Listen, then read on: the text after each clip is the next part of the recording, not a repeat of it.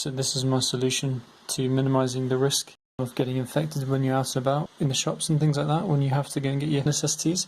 So this is just a normal pump for lilos and things like that. It's battery over there, battery powered. We'll need to increase it so that we can get at least half an hour's worth of charge on it. This bit of research suggests that the vacuum cleaner bag blocks about 85% of particles, which is pretty good. I've got two vacuum cleaner bag filters there on the pump inlet.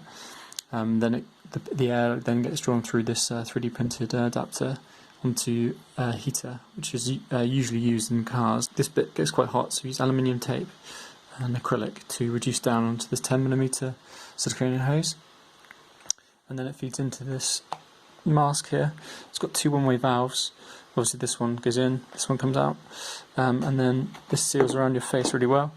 It's kind of a door sealant, and then this rubber strap kind of provides enough pressure for that to really form a nice seal around your face, so you're not breathing in any air that's not been heated up over time.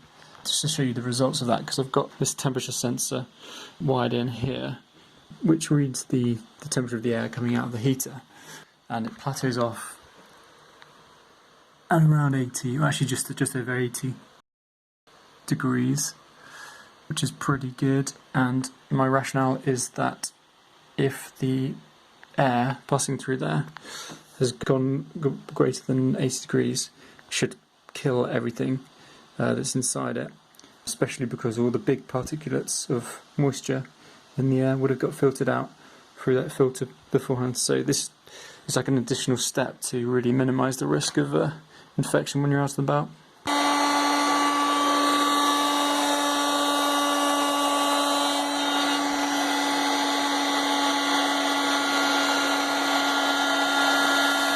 So the next stage would be to mount all this equipment just on probably a bit of wood with a bit of foam and two straps, so that it's fully transportable, and obviously to get the battery there, also on the same board. So I'll be doing that next.